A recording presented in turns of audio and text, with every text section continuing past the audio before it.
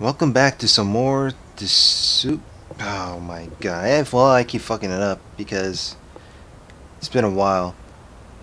But yeah, welcome back to some more Himatsubushi. So where we last left off, we finished off the mahjong table game of some sort, and now we're talking to the informant. So let's continue reading. The informant named Saito-san. Oh god. Why do I keep scrolling up for whatever reason? Named Saito-san had me get into his car before he set off. He favored narrow roads and made numerous short left turns. Checking if we're being followed? Yeah, you know a lot about this. Checking to see if you were being tailed by making left turns was a rather classic technique. If it was just a single pursuer, you could confirm it that way. But if you were being tailed as a team, this archaic method wouldn't let you shake them. Of course, doing it anyway was better than not. I didn't hear anything from the boss as to who you are, Akasaka-kun. Related to the police? If you're familiar with checking for being tailed, the only other possibility I could think of is something like a private detective. If it's not something I have to say, I would like to refuse to answer that question. My. Ever since we played Mahjong, you seem a lot more mature. I wonder where that hesitant person went from when we first met. I smiled wryly. Looking back now, I had to be a little grateful for being made to play Mahjong. Thanks to that, I was able to relieve some tension. Eventually, Saito-san, confirming that there were no cars following us, slipped outside the city. We were on a pitch-black country road, unable to see anything besides the lights outside. The only things I was able to hear were the hum of the car's air conditioning and the chirping of insects and frogs. I heard from the boss that you want to hear a bit about Hinamizawa village, yeah? Like about the old houses known as the Three Families, who control the place, or that right now it's pretty much the Sonozaki family running things.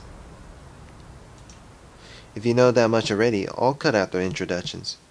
Then if you would, can you confirm or deny if the ODA is involved with the kidnapping of Minister Inugai's grandson? Saito-san checked the rearview mirror one more time to confirm there wasn't anybody behind us before speaking. Last night, the Sonozaki main house held a family council. Did you hear about it from the boss? No. If it was a normal meeting, then it would just be all the relatives coming together over a nice cup of tea or something. But a family council held by the main house isn't quite so relaxed. A family council held by the Sonozaki main house. That would be a meeting between those who truly controlled Hinamizawa village. They wouldn't be talking about private family matters, it would be about the village as a whole. About organizing activities against the dam project. Among other things, everything would be decided there. In reality, they were deciding the fate of the village. At the head of the meeting was Oryo Sonozaki, more or less called Empress Sonozaki, you already know that. As the ultimate decision maker of the clan, she was to be feared and respected. Infirm with old age, she was often unable to stand on her own, but her words carried enough weight to sway the fate of the village. It seemed that lately she had grown weak, and on days where she wasn't feeling well, remained bedridden. Family councils that recurred while she wasn't feeling well took place with her on the floor. In the middle of the dignified Japanese-style room, still in the futon, only the upper half of her body sitting upright, a stern look on her face. That was Oryo Sonozaki. Sitting next to her was her hair, Meion Sonozaki. She was still young. No, young wasn't quite the right word. She was a girl who remained childish. Her role was to merely sit beside Oryo Sonozaki, sometimes responding to her requests. However, she was the only one deemed worthy to succeed Oryo. I said Oreo for a moment, like a cookie. She had the same hawkish eyes, enough to give pause to anybody who so much had looked at them. Much was expected of her in the future, this granddaughter of the Sonozaki's leader. And, also on either side of her, sat several other important members of the remaining three families, the Kimiyoshi family and the Furude family. First on the list for the Kimiyoshi family was, of course, the mayor of Hinamizawa village, Kichiro Kimiyoshi. And lined up beside him were several more of his direct relatives. Opposite them sat the other of the three families, the Furude family. The Furude family was only comprised of the family of the Shinto priest, so the only ones sitting there were said priest, his wife, and their daughter Rika. Rika was doted on by many of the older folks in the village, and it seemed that Oryu was no exception. While the stress from just attending a family council was said to be enough to shorten your lifespan by 3 days, it seemed like Rika was the only one exempt from that. No matter how charged the atmosphere was around her, she paid it no mind, instead humming along as she doodled in a sketchbook. Huh. Well, this is something right here. 3 days seemed like... In fact, the night before, lying on her stomach while humming and doodling, she nonchalantly tucked her legs into Orio's futon like it was a kotatsu. All this was the three families, and all around the room, lined row upon row, were relatives of the Sonozaki family. The only ones who were afforded cushions to sit on were direct relatives. The others were left to sit in the Saiza position directly on the tatami mats. With Empress Sonozaki enshrined at their center, they were almost like a giant snake coiled around the room. Weird.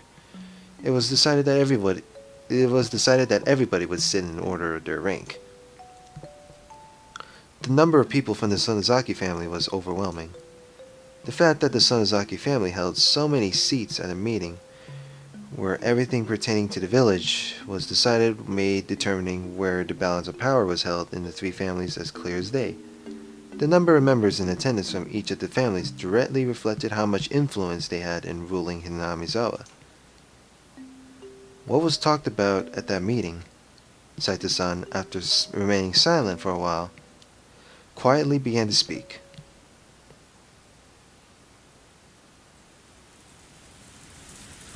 Wasn't our monetary gift of appreciation to the media a little large? Breaking the long moment of silence was the head of the Kimiyoshi family, Ch.4 Himatsubushi. The ODA wasn't a business. They were nothing more than a private organization pushing for the cancellation of the Hinamizawa Dam project with no reliable source of income. Fundraising had always been a problem. When they first started operating, they had managed to collect a sizable amount of funds through donations, but as the conflict dragged on, that amount was steadily declining. This isn't an era where you can get what you want just by throwing rocks. It's very important you don't underestimate the power of the media, and we want to borrow some of that down the road. The expressions of the people related to the Sonozaki family were sullen. As the one who suggested that they should borrow that power was the family head, Oryu Sonozaki. The battle wasn't just about force of arms. In this civilized age, there were civilized methods of fighting. Oryu suggested that creating a strategy incorporating the mass media. Oryu's foresight was spot on, and the effects of that plan, while at first unclear, slowly began to manifest. If the physical confrontation at the construction site was meant to delay progress on the dam by even 1 day, then the propaganda war using the media was aimed at attacking the dam project itself. At first, there were those who had doubts about that strategy, but there was nobody now who called those results into question. But in order to maintain those media ties, a colossal amount of money was required. As long as the amount of funds they had was abundant, things would turn out fine. It couldn't be argued that it was a massive expense, but the results spoke for themselves. But with the conflict continuing to drag on, the circumstances had changed. The head of the Sonozaki family, no, the one who sat at the pinnacle of the Hinamizawa's three families, Oryu, had suggested the idea herself, so it was already untouchable and continued to be allowed to drain from the budget. Nobody acknowledged that it should be so allowed, but nobody could say anything. That was the price of dealing with the mass media. What do you think, Oryu-san? The only person who could object to a plan proposed by the head of the Sonozaki household herself was probably Mayor Kimiyoshi. Oryu, with a hard-to-define expression on her face as if she had severed herself from the fetters of mortal emotion, simply listened quietly to Kimiyoshi's words. But really, it was hard to tell if she was quietly listening or didn't even have the intention of listening at all. Last year, we went through a lot of trouble getting people to wrap their heads around the price hike on the bulletins we were putting out. We convinced them it was just the one time. It just wouldn't do if we had another one this year. Right, Furud-san? The mayor looked to the priest and his wife from the Furud family for affirmation. The priest gave a vague expression, avoiding a prompt response, but his wife gave her answer without a second thought. That's right. The cost of the bulletins are a particularly harsh burden for the poorer families. Everybody's dealing with it for the sake of the village, but it's best we don't increase the prices anymore. The bulletin was, as its name implied, a bulletin published by the ODA.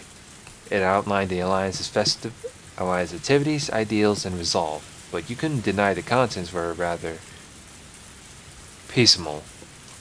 Whatever how you pronounce it. It said piecemeal or I don't know, piecemeal.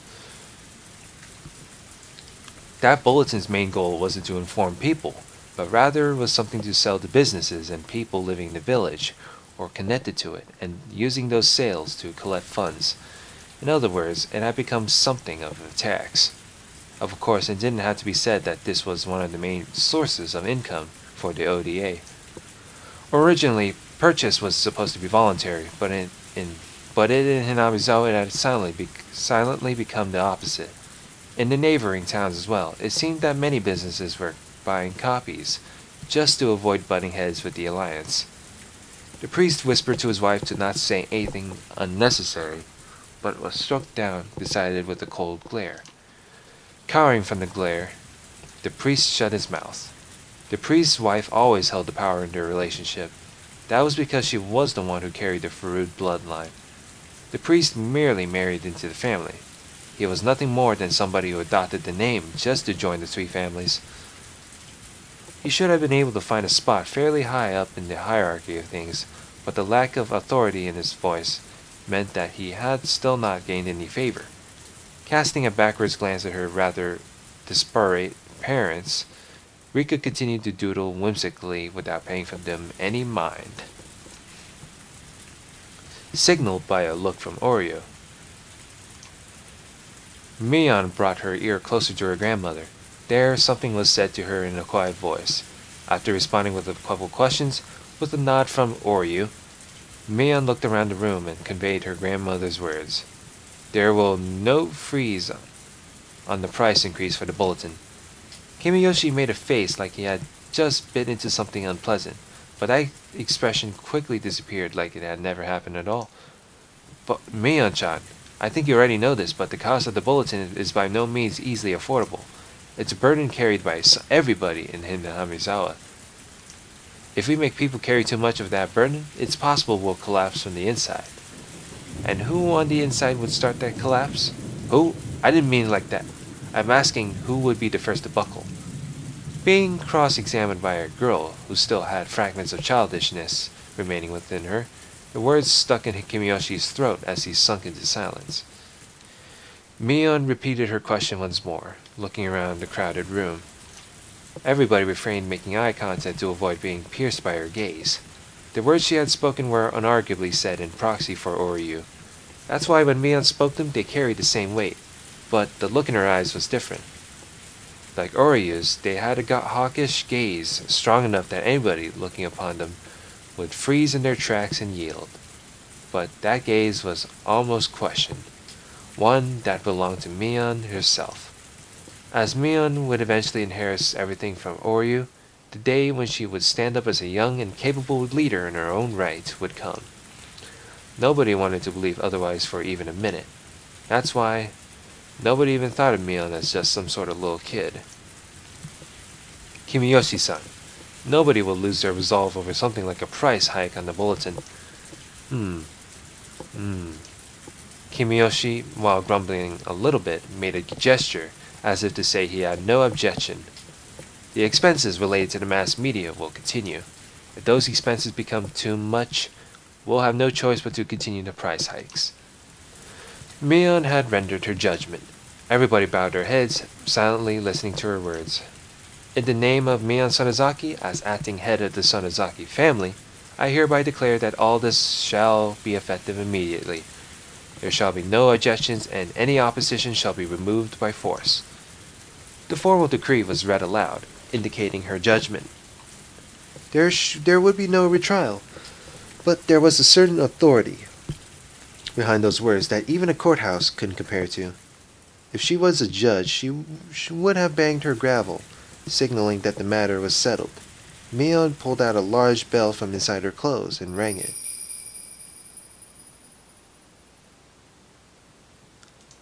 Everybody present could only prostrate themselves before the harsh sound of the bell.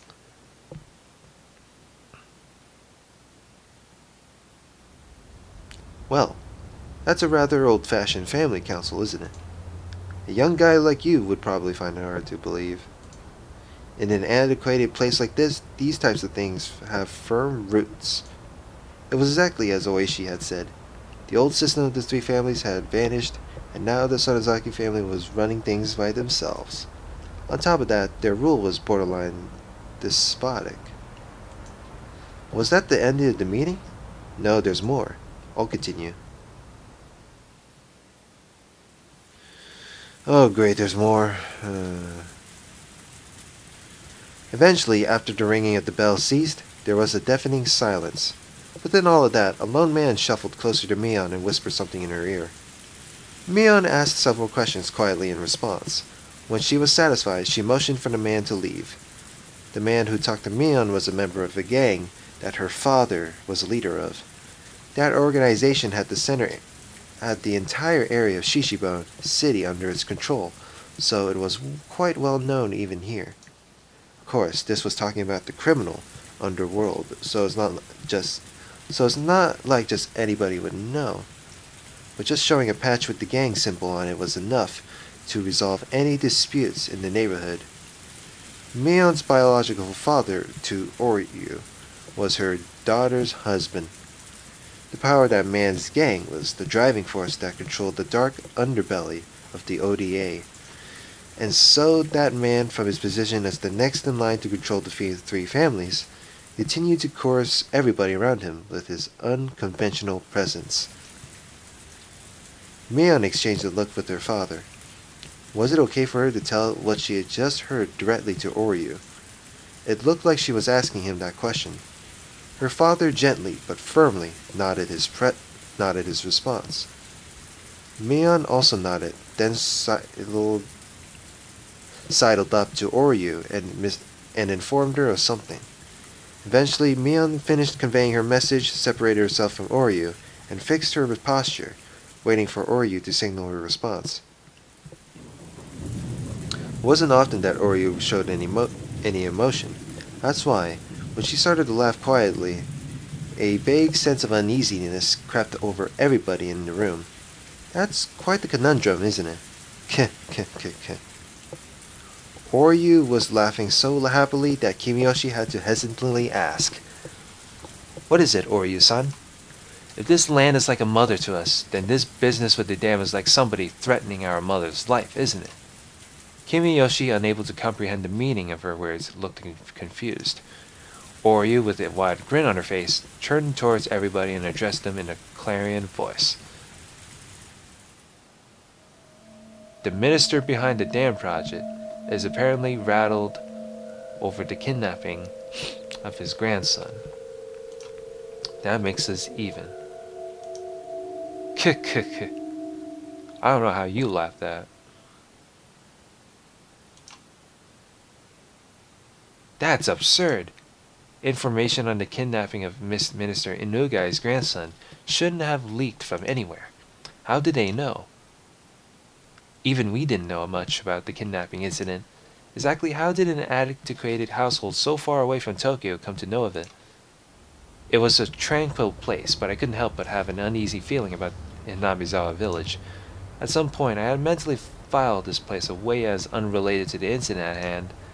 That mental paperwork had just blown away in the wind. How did the ODA know about that? Saito-san, unable to come up with an answer, fell into silence. I'm sorry. Please continue. Sure.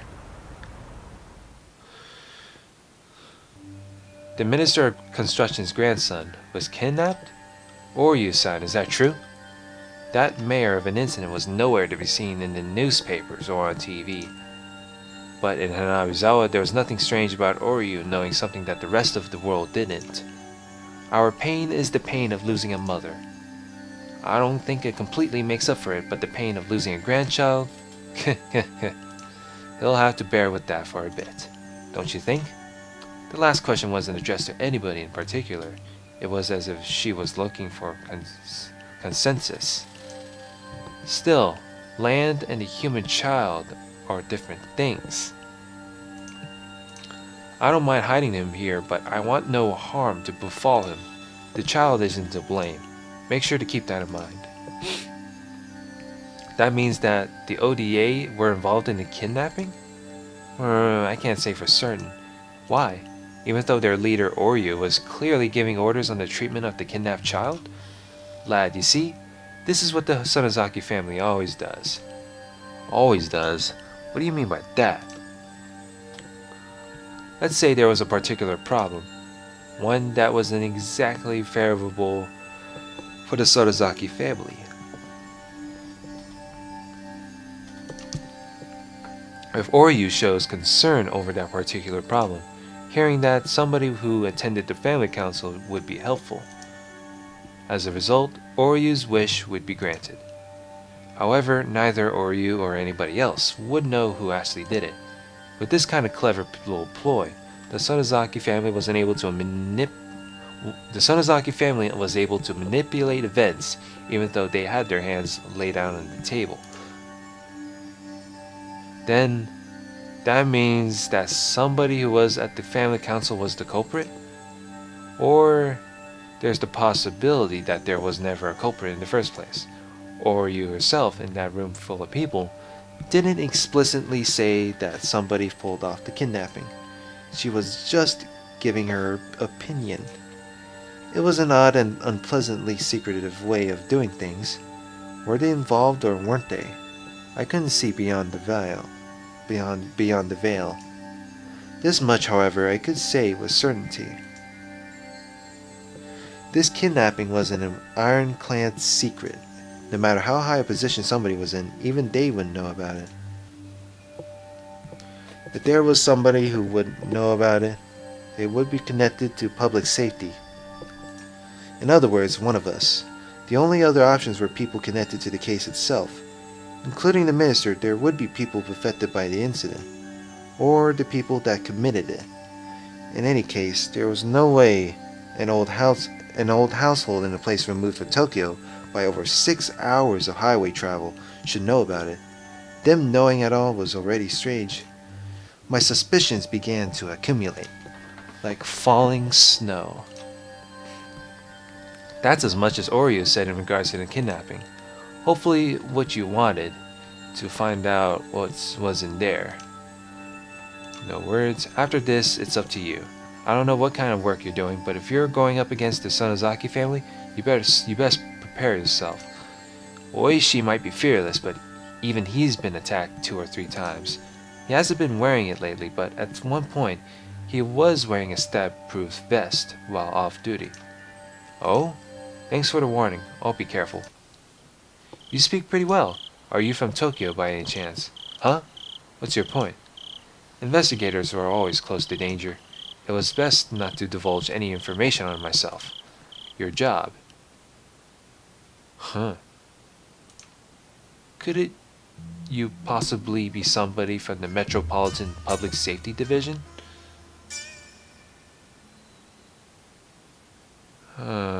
What the hell? No words.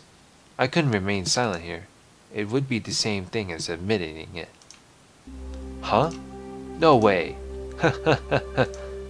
This wasn't accounted for in the money I got from the boss, but as somebody who played at the same table today, I'll give you this one as a freebie. After Oryu talked about the kidnapping, there was one other topic that came up. Another topic that Oryu brought up? And right before he told me this, Saito-san asked if I was from the Metropolitan Public Safety Division.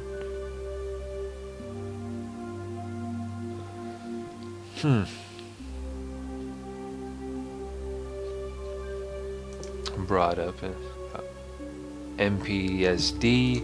In other words, what those two things meant caused a chill to run up my spine. So you see, that in order to investigate the kidnapping of the minister's grandson, there's word that there will be an investigator from public safety dispatched all the way from Tokyo. An investigator from public safety? They can't be reckless and make a big deal over the kidnapping, so it seems the Metropolitan Public Safety Division is investigating this on their own. Ain't that grand? What is it? Rika, who had been drawing the entire time and was completely uninterested in the conversation up until now, looked at Oryu with an interested face as soon as the topic of public safety came up. Did the Metropolitan Police come? Oh, so Rika-chama knows about the Metropolitan Police Department. That's very admirable. Who came? Is there anybody that knows what kind of guy from public safety came here? Mion's father raised his hand slightly. I hear that is a nice young piece of fresh meat. Fresh meat? Is it nice and tender? Yeah, it is. Fresh meat. Mion's father smiled wryly as he answered Rika's question. Tender and tasty. Yeah, tender and tasty. Rika smiled with interest. Why did Rika suddenly act interested only when it came to this topic? That was a question that apparently nobody had the answer to. Does Rika-chama know something about this man? No words. I don't know. After her rather flat reply, Rika buried herself underneath Oryu's futon again. But when she buried herself there, Rika no longer started drawing again. Instead, she was making an expression like she was deep in contemplation. What shall we do about him, Mother? Mion's father posed the question. He had the type of uncallous expression on his face indicating that, if given the order, he could snuff the problem out at any time. Any time. He came all the way to Hinamizawa. Let him take it easy for a little while. So you're saying to just let him go around as he pleases? Mion's father asked in response. Oryu smiled thinly as she responded. Leave him alone, but if he starts causing too much mischief, when that happens, don't hold back. I don't enjoy being taken lightly.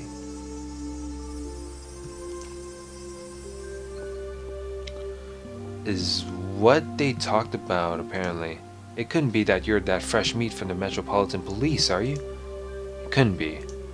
The sensation of cold, bristling fear began to crawl its way up my back. This family council took place last night. In other words, yesterday. Then today, when I was dressed up as a tourist headed towards Hinamizawa, my cover was already blown? When I remembered the first person I met when I got to the bus stop, I couldn't breathe. The person at the family council, oh god, that scared me. Thought Rika's gonna have a serious face there. The person at the family council who expressed interest in the man being dispatched for the Metropolitan Police, Rika Farud, and then the person who was waiting for me the whole time in the bus shelter, Rika Farud. It was an unthinkable image. No, it was a delusion. When we met at that bus shelter, did Rika-chan already know my true identity? Did she know that I was Akasaka, dispatched from the Metropolitan Police Department, and come to meet me? Then, including Mayor Kimiyoshi, every villager that I met, everybody knew but just pretended not to? Because Oryu had given instructions not to interfere? Thinking about it logically, it didn't seem possible. I met quite a number of people. If there's people that are good at acting, then there's people who are bad at hiding things. If there was that many people, then there should have been somebody among them who knew I was from public safety and couldn't hide their hostility. However, I didn't feel any presence like that. But then, even still, why did Oryu tell them to leave me alone? Was it because if they were careless about it, it would only raise more suspicion? Or was it because they believed a rookie like me wouldn't be able to find anything? Akasaka is a coward. I recalled that strange voice, which could only make me believe that Rika-chan had been possessed. That unknown entity, no matter how you looked at it, knew my true identity from the get-go. And then, how did it warn me again? That's right, it warned me to hurry up and go back to Tokyo. Instead of the realistic worry that the ODA had discovered my identity, the absurd worries brought on by the unknown girl stuck with me more. What exactly was that girl? What was the thing I would eventually forget? Eventually regret? That mysterious girl, Rika Farud. Let's stop this. Everything I was thinking of right now was merely conjecture. Tomorrow, first thing in the morning, I'll report everything I heard right now to HQ and await further orders. There was no mistaking that the possibility the ODA were related to this case was there, and that the fact that my cover was blown meant I was in a precarious position. But as everybody at HQ was already extremely busy, they might not be able to spare the support.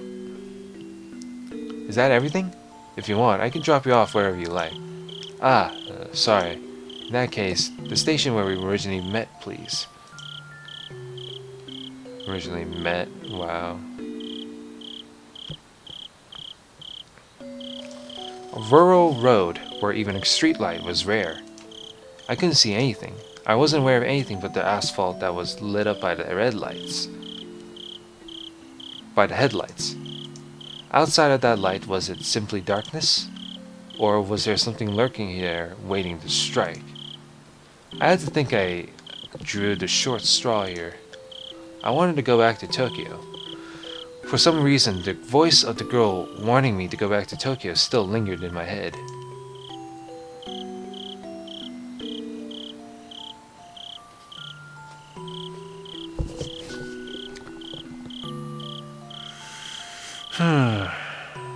Lingered in my head. New tips. The investigation runs aground, what's in the box, and the glint in the demon's eye. Mahjong Prodigy.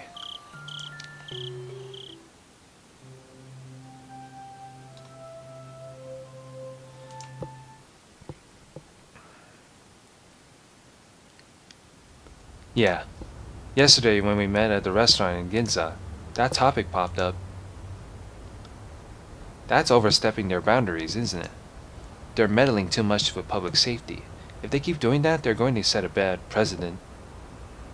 It seems that Minister Nogai is openly uncomfortable about the way public safety is doing things. The Vice Minister is probably going to say something to that effect during Monday's debate session. But what can you do? We can only have the Director address the Vice Minister. That's why we pay him the big bucks. Well, if it comes to that, they're going to ask him for proof that the Minister is being threatened. Sometimes I don't know what side he's on.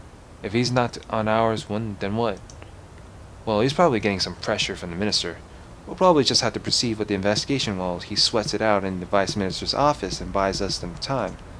He might get so wrung out to dry that all that'll be left are dregs, though. So, how's the investigation going? All the juicy leads I was pinning my hopes on turned out to be duds. Honestly, I'm at a loss. There are reports that the Hinamizawa Dam project has been showing up a lot lately in the minister's press releases, so what about that? Well, you say showing up, but it's really more of a very slight feeling that something is strange. He just happened to mention it during his speech at the XX Prefectural Forum, so it just might have been something that he was mentioning because it was relevant at the time. If I remember correctly, a local organization there was protesting quite violently, no? The ODA? The ODA? I think Akasaka-kun was investigating that.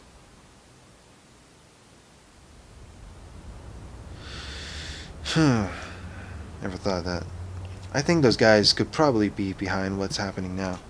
Even if we can't say there's anything overtly suspicious about them, it might not be prudent to remove them from the picture.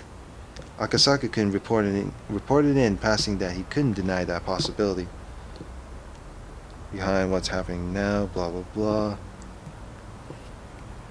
Suspicious. Deny that possibility. Then, isn't there merit in investigating them? We're going through everything with a fine-toothed comb, so if they're one of the suspicious groups that are left, we'll eventually have to. Well, they're not the only group we should investigate, right? If we're just talking about groups that are as suspicious as Onikafuchi, there's quite a few of them. We don't have the men, the time, or the money for it all. I'll try asking for more details from Akasaka-kun. I feel like we should pay some extra attention to this defense alliance. He's reported that he's established a rapport with the villagers. It also seems that he's collaborating with the local police. Keep your contact with Akasaka-kun on the down low. Also, if there's anything in his info that merits investigation, it's possible we can send in reinforcements. Got it. Ah, sorry. Chief Kataoka. There's a phone call from the director. Should I transfer it over here? No, it's okay. I'll head over there. Yes, hello? Huh. And that's that. Now it's going to be called What's in the Box.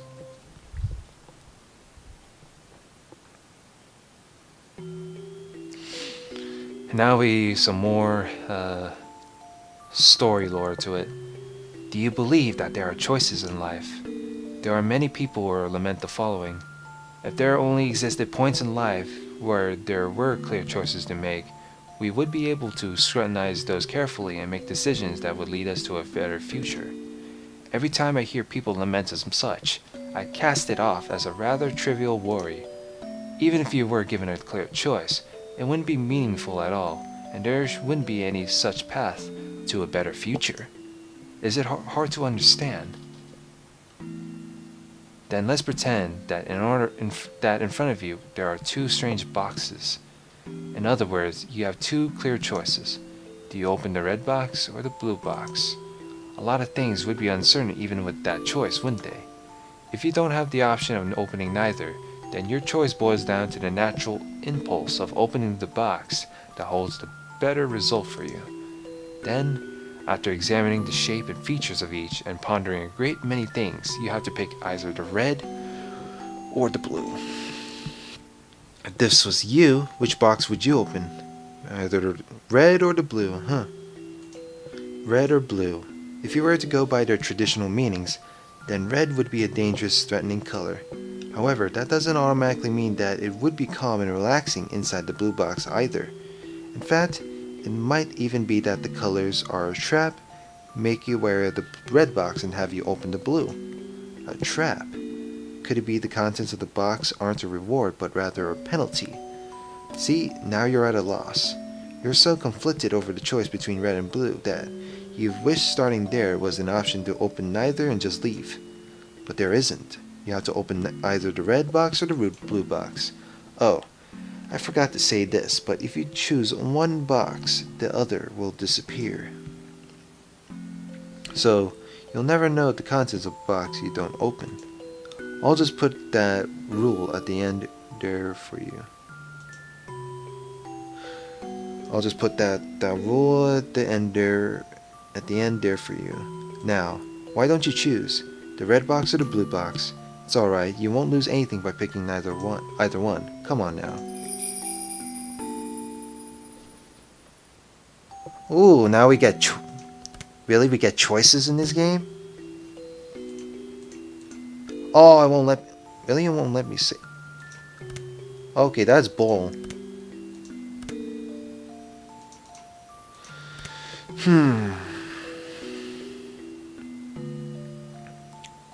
This is a very questionable choice. Try the red. Have you thought about it? In the end, you chose this color, didn't you? As soon as you chose, the other box disappeared. As you can give up on the contents of that one, okay? That's the rule. Now, open up the box you chose. Inside the box there was a piece of caramel. I know you're a little disappointed. Well, that's only natural. No matter how you look at it, it looks like you drew the dud. The correct box might have had a bar of chocolate in it for all you know. No, in fact, something incredible like a pair of tickets to Hawaii might have been in there. Yeah, right. Can't be that big.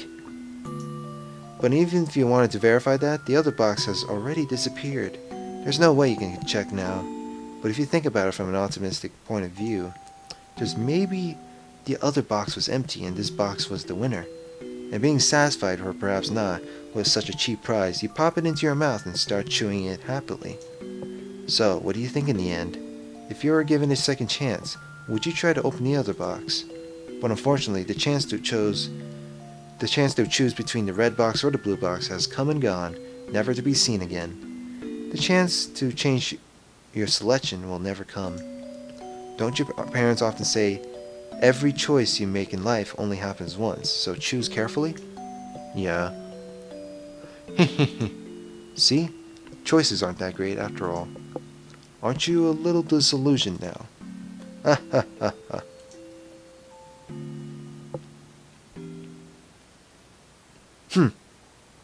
That was something. The glint in the demon's eye.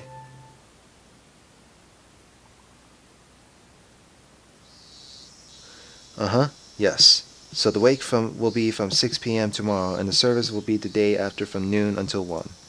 The venue will be Okonomiya Ceremony Hall. I see. It's Deputy Mayor Ikizawa's grandson's funeral we're talking about.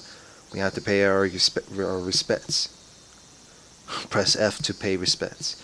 Mion, I'll have you go to my stead. Okay, got it. Should I wear mourning clothes? How much should I bring for the funeral offering? You can go in your school uniform. Make sure you button up properly. For the money, 100,000 yen. They've done a lot for us.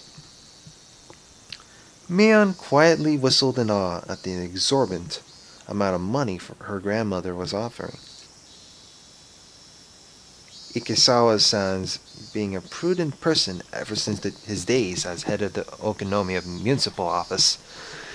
Even if those government types paid me a visit, they'd always stay outside. But whenever I offered Ikizawa-san a cup of tea, he'd come inside and carefully listen to what I had to say. He always lent a proper ear to what people had to say. Others should learn from a person like him. The two guests made a show of nodding, making it clear they were paying attention as Oryu reminisced. The sight of them trying not to get on Oryu's bad side was humorous enough to elicit laughter from Mion occasionally. How young was Deputy Mayor Ikizawa's grandson when he died?